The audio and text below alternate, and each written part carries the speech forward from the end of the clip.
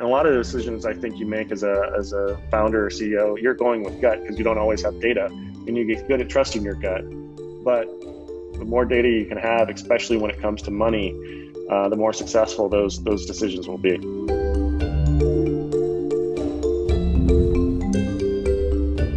Welcome to UpTech Report. This is our Founder's Journey series. UpTech Report is sponsored by TerraLeap. Learn how to leverage the power of video at terraleap.io. Today, I'm joined by my guest, Brandon Metcalf, who's based in Austin, Texas. He's the CEO and founder at Place Technology. Welcome back, Brandon. Good to have you on again. Hey, glad to be back. Now, this is part two. You should definitely go back, listen to part one, where we heard about actually the origin story of Place Technology and the evolution of the concept itself and to where you guys are today.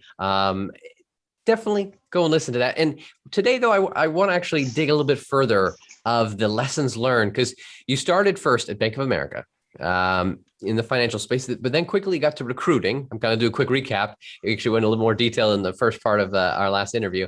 And it's several companies, but then you're like, oh, it's like, there's got to be a better process for recruiting. That's what led to then Talent Rover, building the process into a unique technology, which then from 2011 to then selling it in 2018 to Bullhorn. That's when new ideas, you're like, all right, let's start something new. Didn't want to stick around there and start Place Technology in 2018. Help me understand though, like taking us back, Brandon, did you always say, I just want to run a business? It's like, you knew you were going to get there, or it just kind of happened evolutionary? You know, I've always been fascinated by business, even in high school. You know, I mean, going way back then, which is a very long time ago. My last two classes of the day for my junior and senior year in high school, my school offered a work program. So I actually got to go to our local newspaper. This was in Venice, Florida, so it was the Venice Gondolier, and I worked in the classified department doing their bookkeeping. So every day for a few hours, I would go and manage. You know, this wasn't a huge company. Venice isn't a huge city, but got to manage all of their bookkeeping and really learn, you know, debits and credits and basics of accounting and all of that. And then eventually decided to move on. And then my banking career started.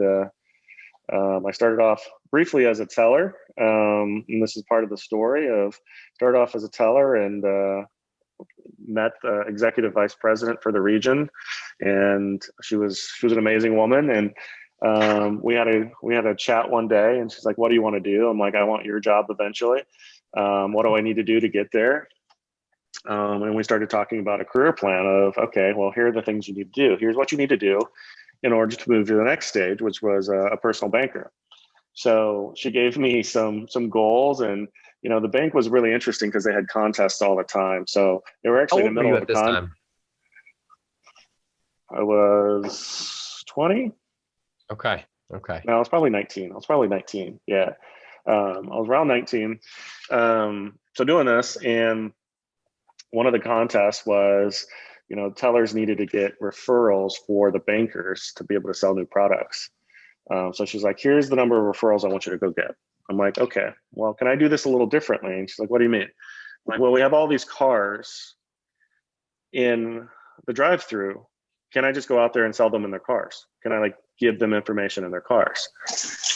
And yeah, go for it. So I went out and got a bunch of leads, came back in, and you know, did this for weeks on end. And fortunately, I didn't win the trip to Hawaii, but I got really close. But what I did win is the recognition of, okay, we need to promote this guy. So that made me a banker.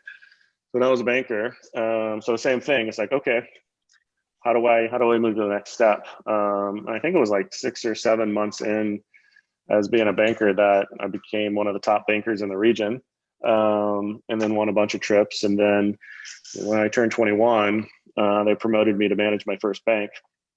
And then did that for a little while. And then they sent me to Chicago to build and open banks in Chicago. And, you know, that whole experience was really foundational for what was foundational throughout my career, which is relationship building. Yeah, but the key is, because I'm wondering, like, what kept jumping ahead? Is it just knowing the relationships and always asking, what do I need to do to get to the next level? I think it's a couple different things. I think it's really investing in those that invest in you. I say this quite a bit, like invest in the people that are willing to invest in you, and vice versa. Like that's a give and take thing. But you got to work. Like it doesn't come easy. Like I've always been the one that will roll up my sleeves and just work whatever is needed to get the job done. And I think that's, if you really want something, you figure out how to do it. Even now, I usually get up at super early time in the morning and get to the office by like 5:30 or 6, and then I'm here until I don't know whenever. But that's always been a piece of it. And then yeah, not being afraid to take a risk or take a challenge. Like moving from Orlando to Chicago to open banks was a huge risk of, okay, I don't know anyone up there. This is terrifying, but I'm going to do it. And then after a couple of years in Chicago, I started to get a little bit bored with banking and wanted my next challenge. And I stumbled into staffing and recruiting with Kelly Services for a job posting that I applied to for a sales position in Denver. So I applied and met a great friend who was managing that region, and she hired me to be a sales manager there. And there I just really dug in and asked questions and really wanted to know, okay, what makes someone in this role successful? How do I win? And all of that. And then, I think 9 months later, I was one of the top salespeople in the company for the division. And that division was interesting because that division of Kelly was Kelly Financial. So I was recruiting junior and mid-level accounting and finance people. So then they promoted me to go to Sacramento and rebuild that region because it was a failing region. And, shortly thereafter, I turned that into one of the top 10 regions for the company. And then they promoted me to go to San Francisco to manage that region, and was there for a bit. And then got recruited out by the guy that became one of my best friends and my business partner for Talent Rover. But it was the same thing with Kelly. It's, not being afraid to take a risk. So if you think about moving to Chicago, moving to Denver, moving to Sacramento, moving to San Francisco, not knowing anywhere you're going and just saying, I'm going to do this and grow, was rewarding and challenging, but then really relying on, the people and asking a bunch of questions and making a bunch of friends, and also ruffling a little bit of feathers here and there because I want to do things a bit different. I remember when I got into San Francisco, I sort of made a really big mistake. I wanted to grow our region as fast as I could for accounting and finance. So I didn't ask for permission, but I emailed every client I could email in a blast email that were clients in other divisions, introducing myself and what we do and all that. Well, needless to say, the other regional managers were not very thrilled with this new guy, this new young kid who's coming in and disrupting everything. It worked. I don't know if I would do it exactly the same way again. I think lessons learned so far, but it's always so being not afraid to make mistakes, and sometimes asking for forgiveness later, but making sure they're calculated as best as you can. And then the next part of the journey is the whole move to CV Partners, where, I get a random phone call from this guy named Kent, who I had no idea who this guy was, who said, why don't you come and have lunch with me? I'm like, who are you? And he's like, just come to lunch, I'll tell you. So I go to lunch with him, and he ends up recruiting me to come work at his company, CV Partners. Now, CV Partners does the high level of accounting and finance recruiting, so VPs of finance, CFOs, and all of that. So he recruited me to come be a headhunter. So I made the move, trusted him, and started doing that.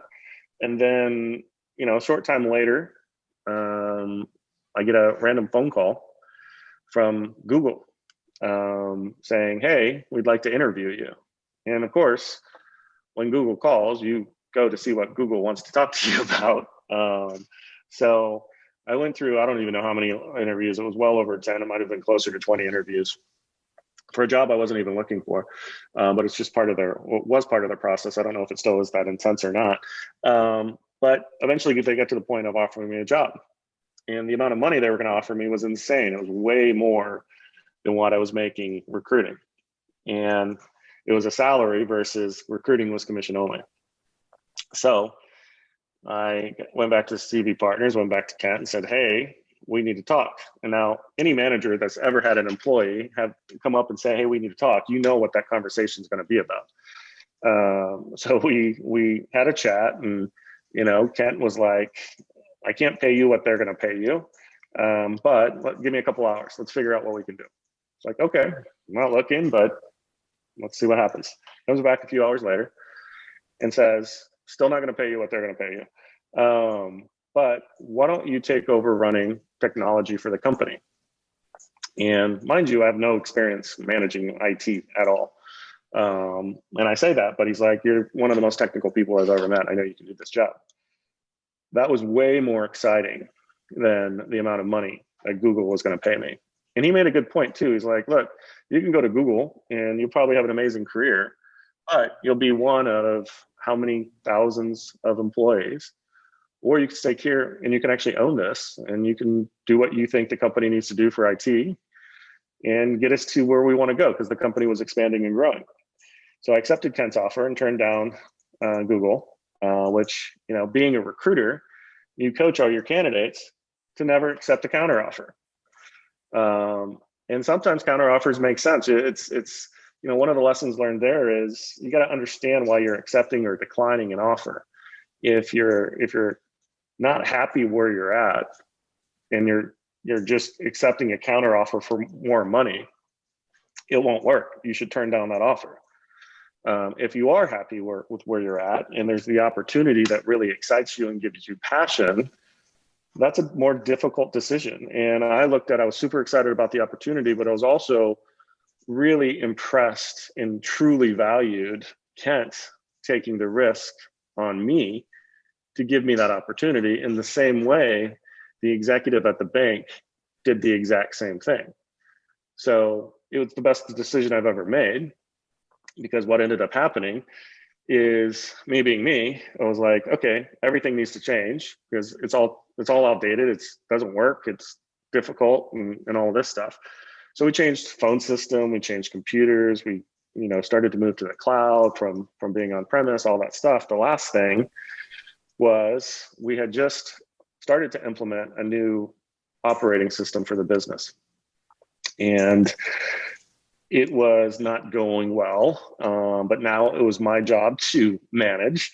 And we got to the point where we were just losing money because it just didn't do what we needed it to do. So I started to, sorry, I just lost my headphone. I started to customize that software to try to get it to do what we needed it to do. And we still couldn't get there. So I had a crazy idea. I went to Kent and said, what if we just build our own? And he did look at me like I had three heads, because I did at the time, probably. But before I did that, I did my homework and, you know, put together a plan, came up with a budget, came up with an ROI, came up with all the things. And we said, or he said, let's do it. So started building it, and hired a developer to do the things that I didn't know how to do. And then a few months in, I was like, wait a minute. I know we've looked at every software that was out there and we didn't feel that any of them could meet our needs. We're not that different from any other recruiting company that's out there. Why is there not a solution that could solve this for us? So then I had a crazier idea and went back to Kent and said, what if we commercialize this? What if we create a company to do this? That was really, like, I had 15 heads at the time. That was a much more difficult decision. It took a lot of diligence, a lot of conversations with attorneys, a lot of just more financial planning, a lot of conversations with other partners, all the stuff. But eventually we decided to do it. And that's in November of 2011 when we formed Talent Rover and the journey began. That evolution of both looking for constantly new opportunities and then even been given ownership to be able to then, you know what, this is a new problem, let me try to solve it, obviously then led to where you were. I'm curious, for you, were you that foundation of it, you were leading then from that point forward? How involved was then the managers and the rest of the team? Yeah. Like, were you just like, you're on your own then, or like, how did that happen? What was that transition like? Yeah, I mean, when we decided to officially commercialize Talent Rover, I spun off. It was a separate company. You know, partners from the recruiting firm owned at that time part of Talent Rover. Kent was my boss. Kent was my boss at the recruitment firm as well. But one thing that I learned from him that stuck with me is he never felt like my boss. He felt like we worked together. And I've learned subtle tricks of how you communicate.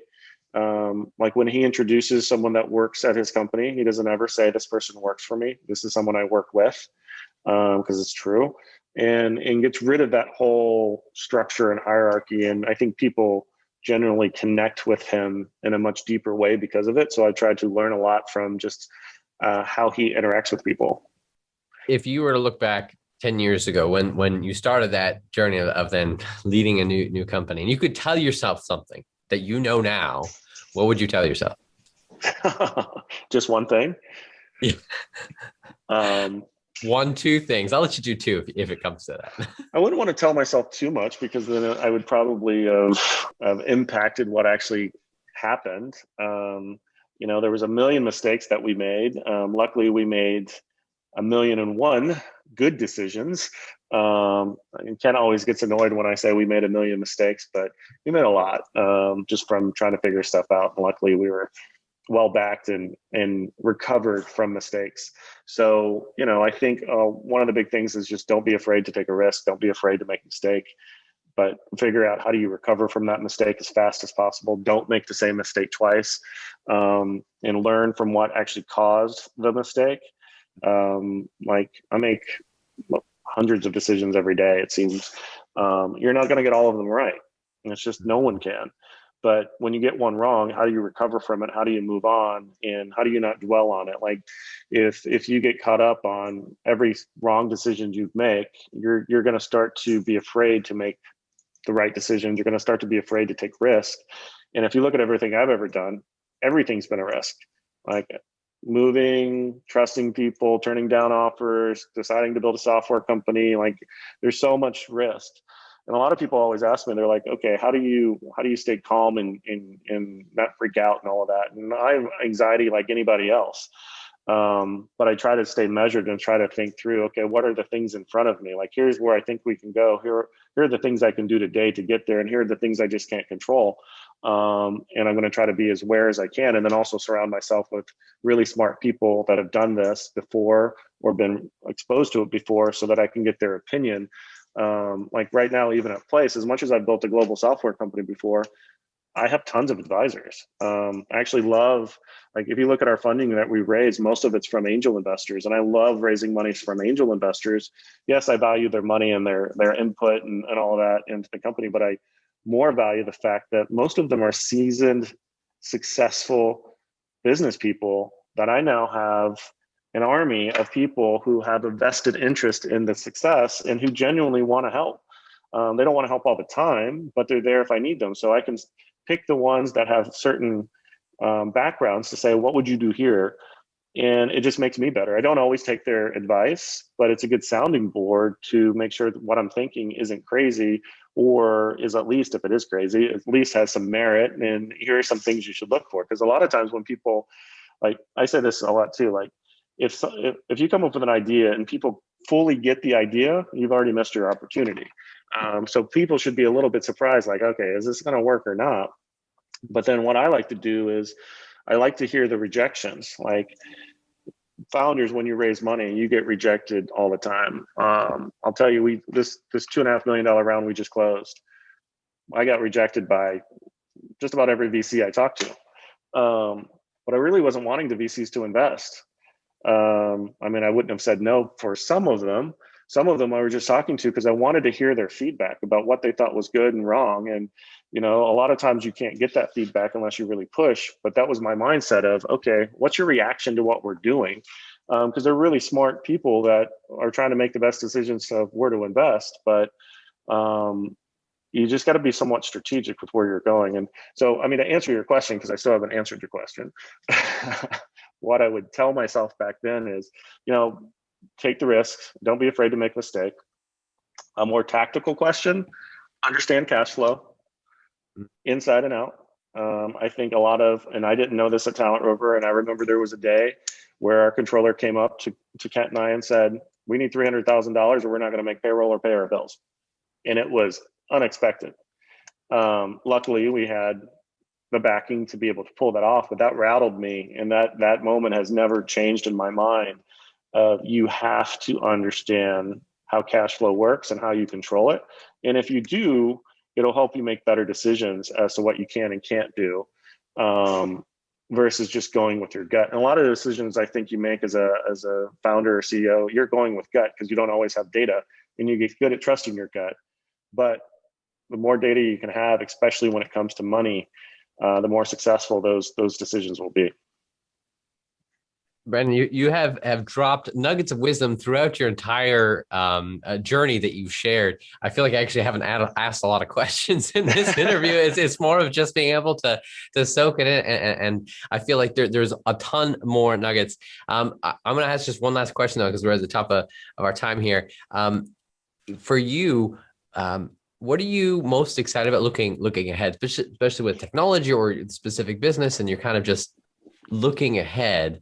What gets you excited when you up in the morning? You're like, yes, I'm ready to take this on. What comes in your mind? You know, a buddy of mine who's in my CEO group named Tony, he built a pretty large company and sold it. And now he's building a second company. And we were talking, and, you know, it's kind of like when you build your first company, you have something to prove. You know, can you do it? Because most businesses fail. Like the odds are against you. Can you do it? And then I will say one of the biggest accomplishments is doing it and knowing that you did it.